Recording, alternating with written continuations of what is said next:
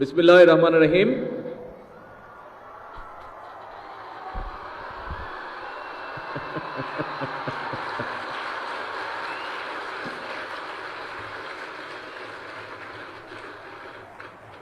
আজকের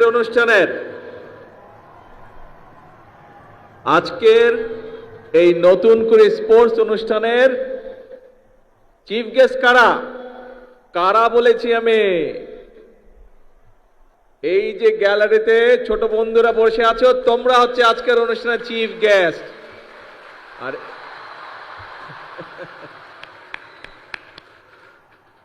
আমার আজকের এই নতুন করে স্পোর্টস অনুষ্ঠানের সম্মানিত ছোট বন্ধু চিফ গেস্টরা এবং অনুষ্ঠানের সভাপতি সহ আমন্ত্রিত অতিথিবৃন্দ, আসসালামু আলাইকুম। আমার কাছে একটা বড় বক্তৃতা আছে, দেখতে পাচ্ছ বন্ধুরা, কিন্তু তোমাদের বক্তৃতা শুনতে ইচ্ছা করছে? আমার কিন্তু বক্তৃতা দিতে ইচ্ছা করছে না। তোমাদের সাথে তাহলে একটু কথা বলি। হ্যাঁ, বক্তৃতা আমরা শুনে ফেলেছি। আগে আমাকে বলো, এই যে মাঠের মধ্যেখানে আমাদের অন্য বন্ধুরা যে বসে আছে, ওরা যে কিছু আগে অ্যাক্রোবেট দেখালো, তারপরে সুইমিং দেখালো, চেস দেখালো, এই যে 8টা আমাদের ইভেন্ট এখানে দেখালো, কেমন লাগলো? তোমরা এনজয় করেছো সবাই? তাহলে আমরা ওদের জন্য একটা জোরে ক্ল্যাপিং দেই।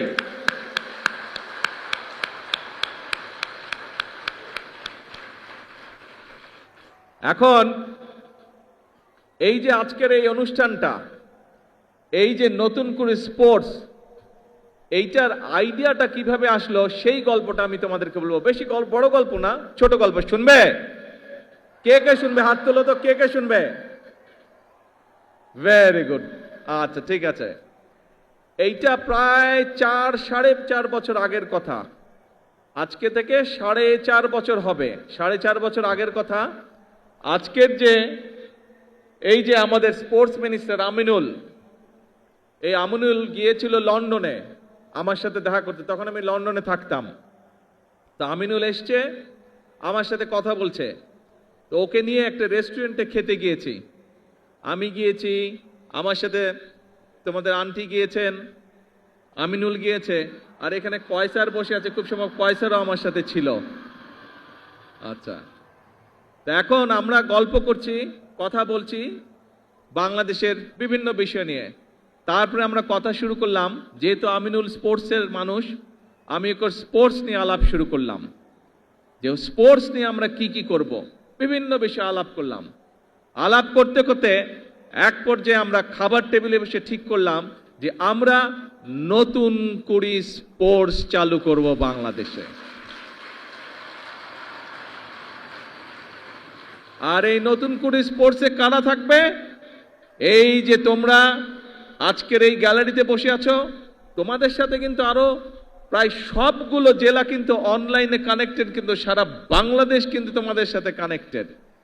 সব বাংলাদেশের নতুন করির বন্ধুরা, ছোট বন্ধুরা, তোমাদের সকলকে আমি বলছি, শুধু সিলেটে যারা তারা না, পুরা বাংলাদেশকে আমি বলছি, সব বন্ধুদেরকে, এইটা হচ্ছে আজকে তোমাদের অনুষ্ঠান। কিন্তু কেন আমরা এই আইডিয়াটা ঠিক করলাম, কেন আমরা করতে চাচ্ছি? আমি চাই আর্কিটেক্ট তৈরি হবে এবং তোমাদের ভিতর থেকে ভবিষ্যতে নেতৃত্ব তৈরি হবে। এই দেশকে তোমরা নেতৃত্ব দিবে, তোমরা সামনে এগিয়ে নিয়ে যেতে হবে। তোমাদেরকে পারবে? ইয়েস।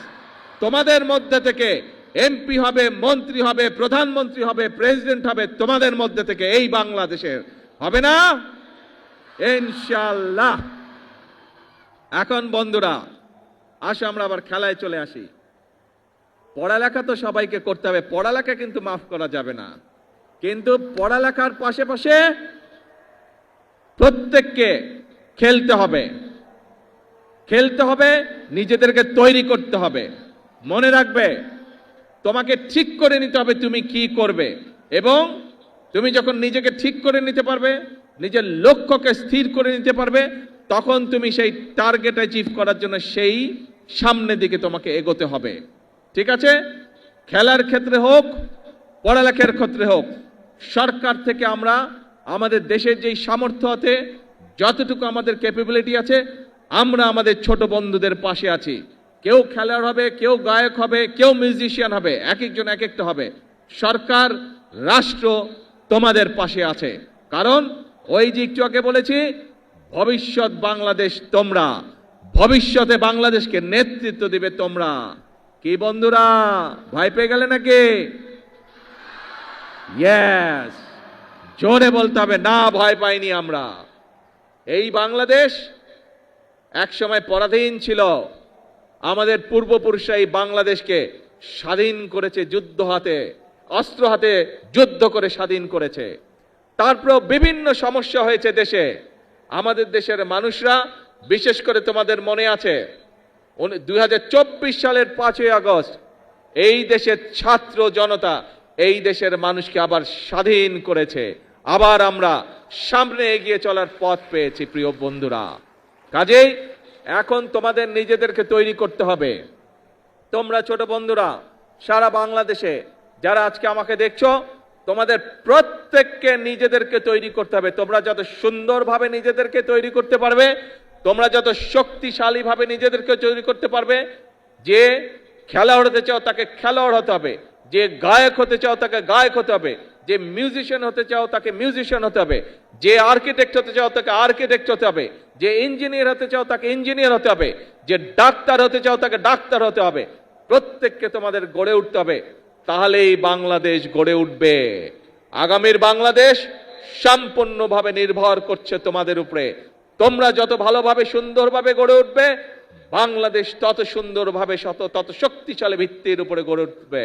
কাজেই ছোট বন্ধুরা, আমাদের সময় প্রায় শেষ। এখন বাংলাদেশ তাকিয়ে আছে তোমাদের দিকে। আমরা শুরু করে দিয়ে যাব, তোমাদেরকে সামনে এগিয়ে নিয়ে যেতে হবে বাংলাদেশকে। পারবে? এখন বলো তো, কে কে পারবে না হাত তুলো। কে কে পারবে না হাত তুলো। এইদিকের গ্যালারি দেখি কে কে হাত তুলেছে। না, এইদিকের গ্যালারিতে কেউ হাত তুলেনি। এইদিক গ্যালারিতে কে হাত তুলেছে? কে হাত তুলেছে? পারবে না, পারবে না কে? না, দেখি কেউ হাত তুলেনি। এইদিকের গ্যালারি, না পারবে না। এবার বলো পারবে কে কে? ইয়েস, সবাই পারবে ইনশাআল্লাহ। তাহলে আজকে নম্বর বক্তৃতা। এখন বিষয় অল্প, পড়তে হবে, নিজেকে রেডি করতে হবে, আর খেলতে হবে। একই সাথে যে গান শিখতে চায় সে গান শিখবে, সেই ব্যবস্থা আমরা করব। যে মিউজিশিয়ান হতে চায় সে মিউজিশিয়ান হবে, সেই ব্যবস্থা ইনশাআল্লাহ আমরা করব। যে খেলতে চায় সে খেলার হবে, সেই ব্যবস্থা আমরা ইনশাআল্লাহ করব। ঠিক আছে? এই তোমাদের সাথে আমার কন্ট্রাক্ট।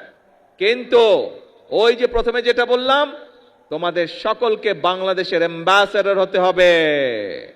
অ্যাম্বাসেডর হতে হবে, হবে তো? ইয়েস। তাহলে আজকে আমার কথা শেষ। আকাশ খারাপ, বাড়ি যেতে হবে সবাইকে। ভিজা চলবে না, ভিজলে আবার জ্বর আসবে, আম্মু বকা দিবে কিন্তু। ঠিক আছে?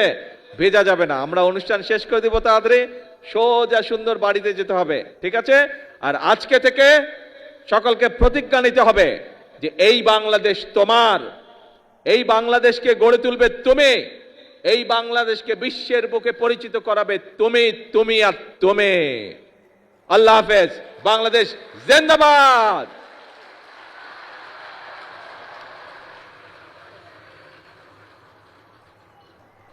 ছোট বন্ধুরা, আনুষ্ঠানিকভাবে এখন তোমাদেরকে সাথে নিয়ে আমরা নতুন করে স্পোর্টস আনুষ্ঠানিক উদ্বোধন ঘোষণা করলাম।